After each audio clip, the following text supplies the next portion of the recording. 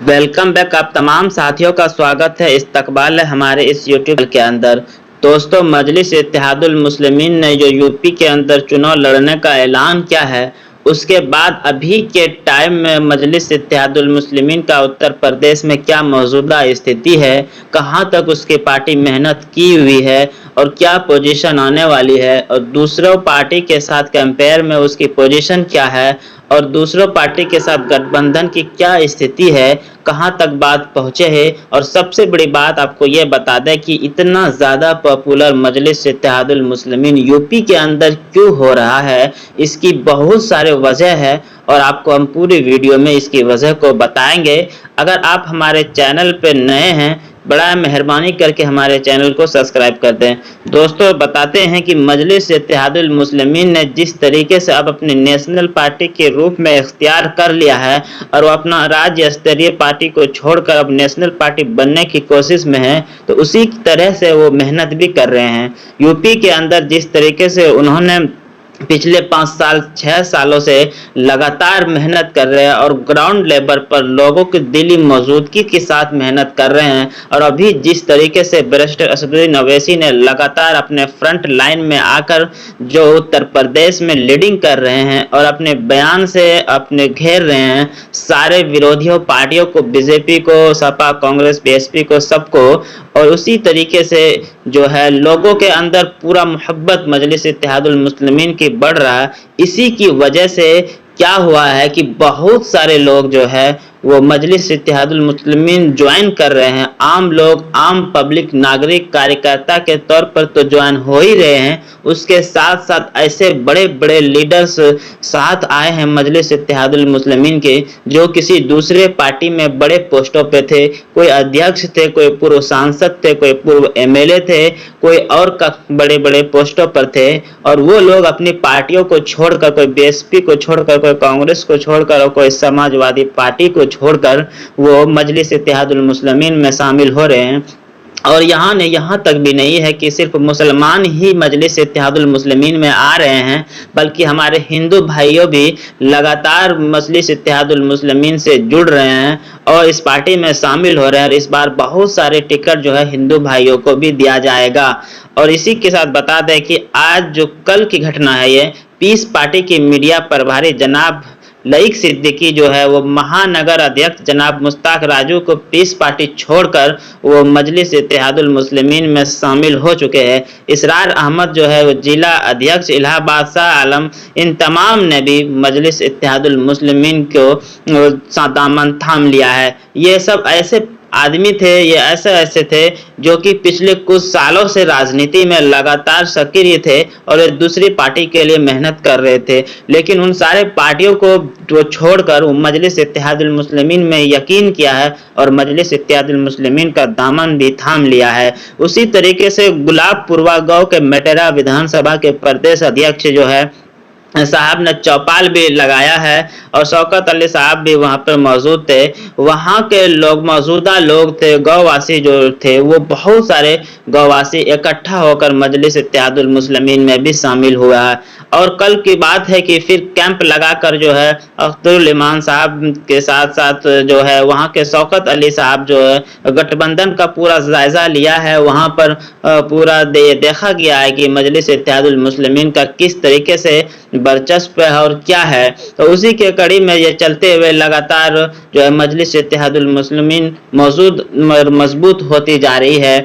और ये आपको देखा गया है कि जो हिंदू भाइयों भी मजलिस इत्तेहादुल मुस्लिमीन में पूरा यकीन कर रहे हैं। कांग्रेस से जो है एक लीडर थी, बहुत बड़ी लीडर थी कांग्रेस के नेत्री, जिला पंचायत प्रत्याशी डॉक्टर सीमा सैनी ने आज जो है कि मजलिस इत्तेहादुल मुस्लिमीन ज्वाइन कर ली है। ये बहुत बड़ी खबर है दोस्तों कि कांग्रेस से जो सीमा सैनी है वो हिंदू है और वो भी मजलिस इत्तेहादुल मुस्लिमीन ज्वाइन कर ली है। तो इसी तरीके से और बहुत सारे हिंदू भाइयों भी मजलिस इत्तेहादुल मुस्लिमीन में शामिल हुए हैं। और ये शामिल होना एक छोटी बात नहीं है, ये सब एक लीडर के तौर पर थे और ये जब अकेला शामिल हुआ है तो आप ये अकेला इसको नहीं समझिए, इसके पीछे हजारों लाखों की वोट बैंक है और इसके साथ साथ यही वोट बैंक से मजलिस इत्तेहादुल मुस्लिमीन को मजबूत देखा जा रहा है और ये बहुत ही ज्यादा मजबूती से चुनाव लड़ेंगे। उसी तरीके से संपूर्ण जिले के बैरिस्टर असदुद्दीन ओवैसी साहब के प्रदेश अध्यक्ष जो है साहब मुहिम को आगे बढ़ाते हुए हर गांव में सैकड़ों की तादाद में लोग भी मजलिस इत्तेहादुल मुस्लिमीन में जुड़ रही है। यही जुड़ने की प्रक्रिया को, यही चीज जो है मजलिस इत्तेहादुल मुस्लिमीन को ताकत दे रही है, क्योंकि हर बूथ लेवल पर धीरे धीरे मजलिस इत्तेहादुल मुस्लिमीन मजबूत होती जा रही है, AIMIM मजबूत होती जा रही है और इसी मजबूती के साथ यूपी के अंदर जो है AIMIM चुनाव लड़ने जा रही है। अभी फिलहाल जो है कि राजभर के साथ जो मजलिस इत्तेहादुल मुस्लिमीन की जो गठबंधन है वो बरकरार है और इसके नेता राजभर को ही मान रहे हैं।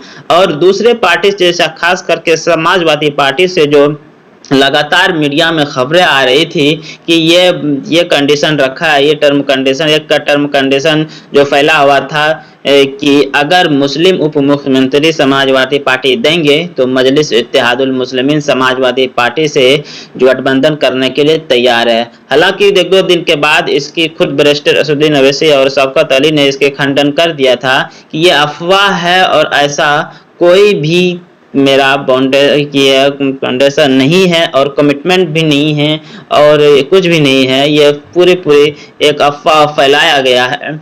और हाँ, हालांकि इतना हम बताते हैं कि हम अपने दरवाजे खोल रखे हैं उन सभी सेकुलर पार्टियों के लिए, चाहे वो BSP हो चाहे वो सपा हो। अगर वो हकीकत में बीजेपी को हराना चाहते हैं तो हमसे शामिल हो सकते हैं और हम मिलकर बीजेपी को हराएंगे। लेकिन समाजवादी पार्टी ने भी कुछ दिन बाद ये फाइनल कर दिया और वहां से भी ये इशारा एक तरह से दे दिया है कि हम मजलिस इत्तेहादुल मुस्लिमीन के साथ किसी भी तरीके से फिलहाल अभी जो है वो गठबंधन करने के तैयार में नहीं है। इसके लिए वो कुछ और रीजन बताए हैं, लेकिन अब ये आपको बता दें कि वो राजभर के साथ बिल्कुल चाहता है कि हम गठबंधन करें। समाजवादी पार्टी राजभर के साथ गठबंधन करना चाहता है, मगर वो मजलिस इत्तेहादुल मुस्लिमीन के साथ गठबंधन नहीं करना चाहता है। इसके पीछे कुछ रीजंस है। एक सबसे बड़ी पहला रीजन ये है कि अगर मजलिस इत्तेहादुल मुस्लिमीन समाजवादी पार्टी से